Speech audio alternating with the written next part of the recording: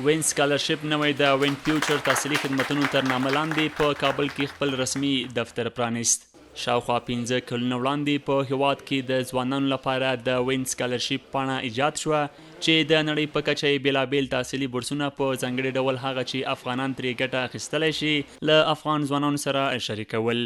د یاد تحصیلي خدماتو په هکله یې مسؤلین وایي چې دوی دغه فعالیت په لومړیو کې په 2019 کال کې انلاین پیل کړ، بیا د خلکو د غوښتنو سره سم یې رسما دفتر پرانیست.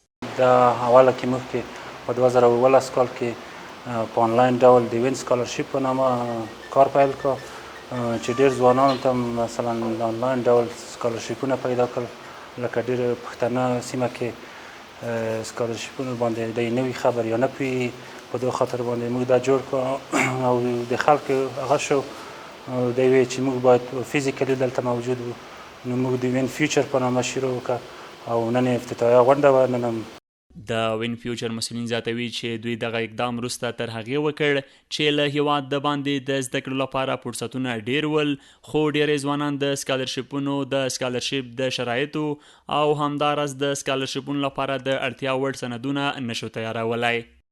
لکه څنګه چې تاسو ته معلومه ده په افغانستان کې ډېر نړیوال فرصتونه شته، خو متاسفانه ځوانان له دغه نړیوالو فرصتونو نه خبر نه دي.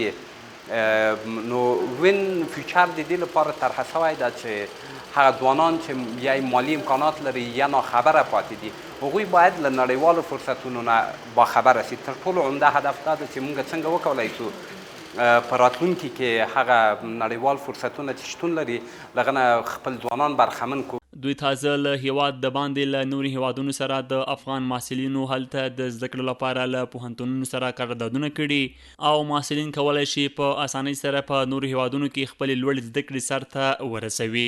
یو شمېر هیوادوال چې د دوی د لارښوونو پر اساس دمګړی له هیواد د باندې په نورو هیوادونو کې زده کړې کوي، له کړنو یې خوښ دي او وایي د دې دفتر په پرانستل کېدو سره به د دوی او ډېری نورو هیوادوالو ستونزې حل شي.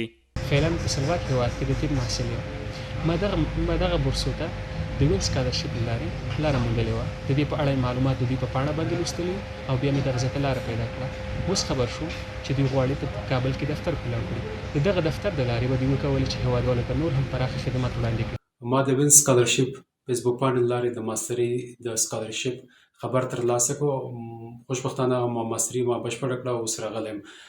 خبر شوم چې د وین سکالرشپ د ولس د خدماتو لپاره عملاً دفتر پرانیستی دی چې د لوړو زده کړو د سکالرشپونو په اړه به خدمات وړاندې کوي.